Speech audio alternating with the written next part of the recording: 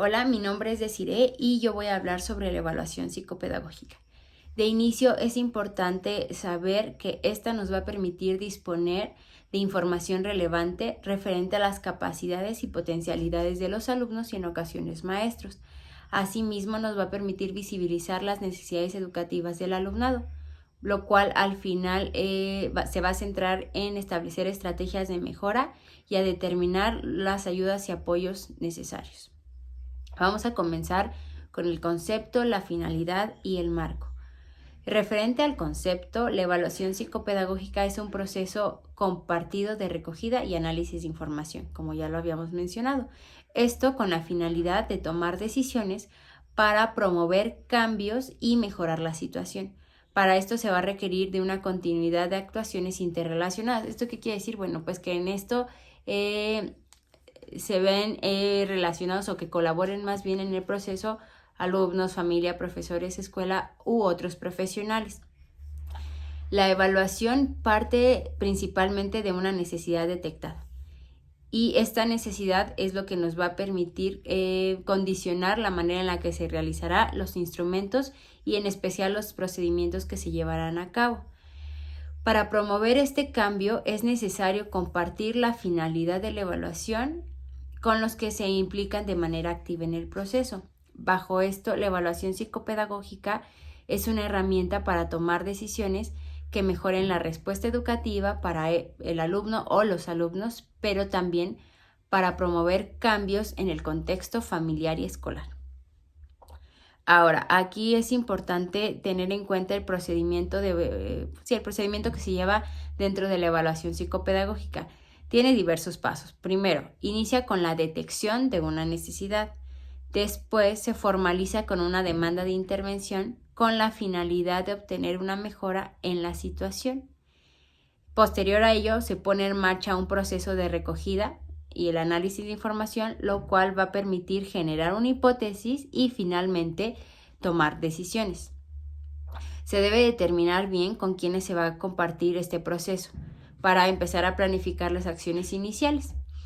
En el punto de la toma de decisiones, debe ser orientada a los ajustes de la respuesta educativa y, de ser necesario, se debe recoger más información. Esto cuando es, bueno, pues cuando la hipótesis se debe verificar y que vemos que no está siendo favorable, entonces se recoge más información y se establecen nuevas hipótesis. Y finalmente se lleva el proceso de seguimiento para realizar los ajustes acordes a la evolución. Al momento de hacer la recogida de información, se deben tener en cuenta las capacidades, es decir, se debe trabajar la zona de desarrollo próximo e ir construyendo conocimiento. Que este conocimiento también se vuelva significativo para los implicados. Por ello es importante lo de la zona de desarrollo. Ahora, en cuanto a los aspectos que se deben considerar como objeto de evaluación, entre estos está el contexto escolar y el contexto familiar. Empezando con el escolar, se va a dividir en dos: el aula y el centro educativo. El aula es un subsistema donde interactúan el alumnado, el profesorado y los contenidos de aprendizaje, con la hacía mención de un triángulo interactivo. Este triángulo interactivo se compone de la interacción entre el alumno o el grupo de alumnos y los contenidos de aprendizaje, después la interacción entre el alumno o los alumnos y el profesorado y finalmente la interacción entre el profesorado y los contenidos de aprendizaje. El primero se basa en disponer de los elementos necesarios para comprender cómo ayudar al alumno, esto con respecto a lo que pueda aprender y así saber cómo evaluar sus capacidades. Estas capacidades pueden ser motrices, cognitivas, personales o sociales. También nos sirve para evaluar su estilo de aprendizaje, la integración de los nuevos conocimientos, el sentido que se le da a estos y principalmente el grado de motivación y autonomía del alumno. El segundo, el del alumnado en relación con el profesorado, su interés es conocer cómo el profesorado parte de los conocimientos previos para incorporar en los alumnos los nuevos conocimientos de aprendizaje. Aquí se explora qué ayudas pedagógicas se están facilitando en el aula y si éstas realmente están favoreciendo la autonomía del alumnado o por el contrario están creando una continua dependencia. Y la última, la del profesorado en relación con los contenidos, hace referencia a que en muchas situaciones se recogerá información de cómo el programa es aplicado en el aula y cómo se abordan los diferentes tipos de contenido. Aquí se puede observar mucho, sobre todo si la metodología es adecuada para la diversidad, los ritmos y los estilos, o si los recursos que se están utilizando se adecuan o no. Ahora, en relación al apartado del centro educativo, bueno, este ya es un sistema más completo que funciona, aunque sea de manera independiente y su conocimiento y funcionamiento también lo es relevante al final para la toma de decisiones y sobre todo para establecer los itinerarios de intervención ajustados obviamente a lo que se determine en esta evaluación. Ahora, en el contexto familiar, al ser el principal núcleo del alumno, provee de los primeros lazos y es lo que va a favorecer en menor o mayor grado las interacciones para la inserción escolar y social. La información que se recaba aquí con ellos cuando se hace el análisis nos va a permitir conocer la organización del entorno familiar, las pautas educativas que tienen y esto es con base en las creencias familiares, ¿no? Sobre todo estas creencias familiares que giran en torno a la educación. Y es importante tener en cuenta ambos, el contexto familiar y el contexto escolar, con la finalidad de conseguir sintonía entre los objetivos académicos y los familiares. Ambos sistemas, al ser como en los principales en los que se desarrolla el menor, tienen al final o se encuentran al final dentro de un contexto social que tiene que estar en mutua interacción. Ahora está también este tema de la demanda de evaluación psicopedagógica con énfasis en la enunciación y escucha de la demanda, ¿no? Esto es importante porque antes de hacer la evaluación vamos a partir de la demanda y del tipo de demanda que hace. Bueno, aquí la demanda es entendida como los problemas que son necesarios de resolver, situaciones a modificar y los temas a trabajar. La demanda surge de una necesidad y de un interés de mejorar una situación en la que se identifican carencias y en las que se puede dar una mejora. Esta demanda la puede realizar la familia, el alumnado, los profesores o algún otro profesional implicado en el caso. Pero más allá de eso, creo que se tiene que tener presente a los implicados y a los principales a los que se les debe informar.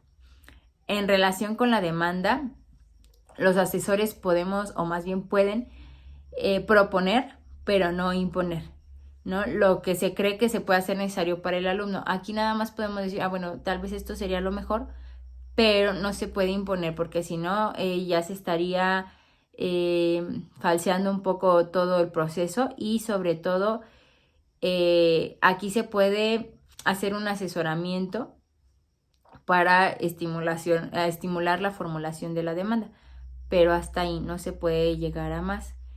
Para llevar a cabo la enunciación y la escucha de la demanda son necesarias o es necesario llevar a cabo o tener en cuenta algunas condiciones que son primordiales. La primera es la de tiempo y lugar.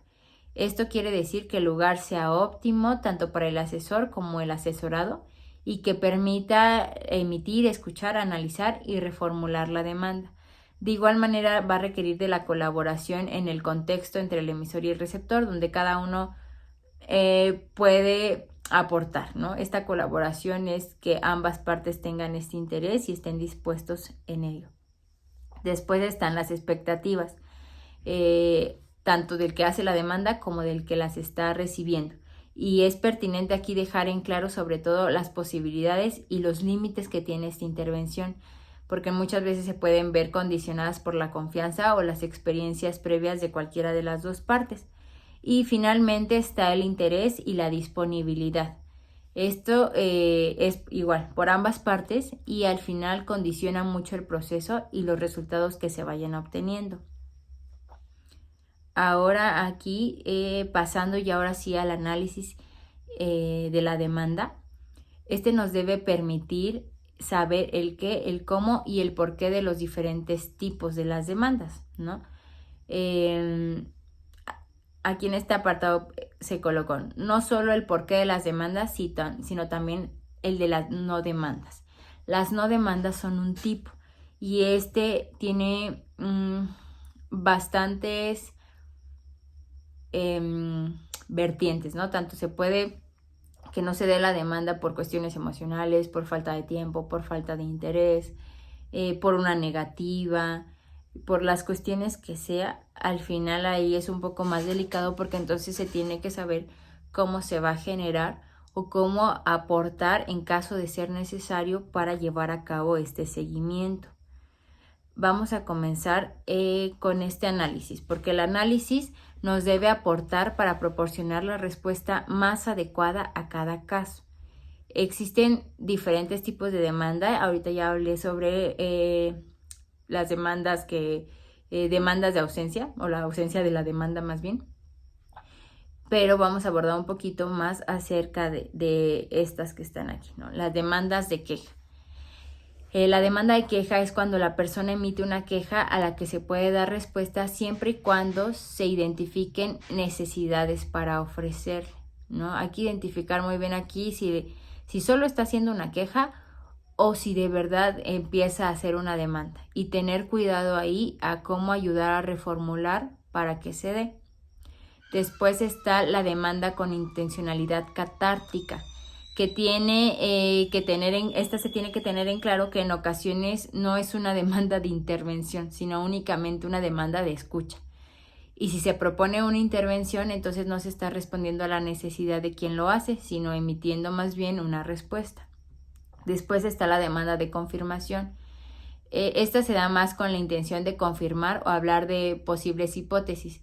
Y la consulta es enfocada en dar un criterio como asesor, ¿no? Esta la puede, no sé, realizar un profesor donde diga, bueno, estas son mis hipótesis o he notado este caso, y ahí hay que tener cuidado en cómo cómo respondemos a ello, ¿no? Cómo responde el asesor a ello. Estos tres tipos de demanda pueden ser reconvertidas, ¿no? Al ser simplemente de escucha, pueden ser reconvertidas si se percibe la necesidad de intervenir, pero si no está esa necesidad, únicamente se tiene que escuchar. Después está la demanda prescrita o de encargo, que en ocasiones aquí más bien son los centros o alguna otra institución que decide que el alumno debe pedir asesoramiento. Y aunque ellos hacen la demanda, la persona que la realiza es otra. Y ahí va a depender del interés de la persona que hace la demanda, ¿no? Porque puede mandarlo un centro y la persona dice, sí, es verdad, sí tengo interés, y recurre bien, y el otro puede que no, que solo lo haga para cumplir con el papeleo que se le solicitó. Pero aunque en algunos casos también estos encargos, o al final de cuentas la finalidad es que aunque sea por encargo, cubra la necesidad del propio demandante. Después está la demanda de evaluación general de un alumno. Esto es cuando el profesor tiene interés de saber y conocer más acerca del alumno en cualquiera de sus ámbitos. Puede ser educativo, emocional, social, familiar. Y puede quedarse solo en el conocimiento, pero en su mayoría es con la finalidad de planificar la respuesta adecuada y orientar o intervenir con los otros contextos, ¿no? De, está pasando, parece que esto, y ya dar la intervención. La otra es la demanda de evaluación de los aprendizajes. Esta igual puede venir de cualquiera, pero sobre todo a veces se da por parte de un profesor, que parte del interés por evaluar al alumno y su dificultad para adquirir algunos conocimientos o algunos aprendizajes. En ocasiones aquí es necesario determinar la zona de desarrollo próximo para que el docente pueda llevar a cabo o saber cómo manejar los próximos aprendizajes. Otro tipo es la demanda de intervención en problemas de conducta, ¿no? Aquí sobre todo es con la finalidad de ayudar a aligerar el problema de conducta del alumno, pero aquí algo distintivo es que no se descarta la derivación con un profesional en el ámbito de la salud. Puede llegar ahí por alguna situación, pero al final se puede canalizar o referir con ya sea neurólogo, psiquiatra, psicólogo, médico, cualquiera que sea el ámbito que más corresponde a la problemática. Después está la demanda reactiva a una situación amenazadora. Estas parten de la angustia que provoca una situación al profesional, ¿no? O ya sea que se sienta amenazado el profesor o el papá o quien la haga, por lo que la demanda va a requerir de una reflexión para orientar al alumno y a su vez resolver la amenaza, que ambas partes se solucionen. Después está la demanda reactiva al malestar que experimente el demandante. Aquí en ocasiones se requiere de ayudar al demandante a verbalizar esta parte que no dice, porque la problemática del alumno solamente se está sumando, o más bien a la problemática del alumno se está sumando todo lo que sucede alrededor y que está provocando esta tensión. Después están las demandas de exigencia, que estas con frecuencia se dan por las relaciones disfuncionales, ¿no? Por este estilo autoritario que se maneja. Aquí es recomendable que el demandante pueda poner en palabras las exigencias que está sintiendo y que así se pueda llevar a cabo en términos de colaboración y ofrecer ayuda desde el ámbito del asesor. Ahora está igual en la demanda de delegación. Estas más bien son una manifestación de cansancio o impotencia al sentir el demandante que ya no puede con esa situación y espera que el profesional o el asesor sea el que cargue con lo que está pasando. Aquí lo ideal es guiarlo con las posibilidades, las limitaciones y las dificultades, ¿no? Y que éstas queden claras para que el demandante llegue por sí mismo a la respuesta. Existen otros tipos de demandas. Estas son algunas de las principales. Ahora, después de los tipos de demandas, viene la reformulación conjunta de la demanda y la organización de la respuesta. Para iniciar esto es importante saber o tener claro el tipo de demanda y así poder identificar qué se requiere. Si solo es una escucha, una opinión, valorar un aspecto concreto, evaluar los aprendizajes, revisar herramientas, etcétera, ¿no? Por ello la escucha es importante. Una vez que, por ejemplo, en los primeros 3 que se reformula para hacer la demanda, esta va a consistir en adecuarla a la problemática para que la respuesta genere cambios con relación a la situación que se plantea. Esto es en general con todas, ¿no? Llega la primera demanda y de ahí vamos a adecuarla a la problemática, saber un poco más y así poder generar estos cambios. Una vez que la demanda termina, ahora sí se inicia el tiempo de la respuesta y este tiempo de respuesta ya estamos hablando del proceso de actuación conjunta de todos los profesionales que van a intervenir en ello. Lo ideal o lo que se espera al final es que la aportación que se genere se incorpore a la práctica educativa y que de esa manera se pueda ver de manera directa los resultados e incluso ir haciendo ajustes una vez que ya se realizó para ir viendo qué tanto está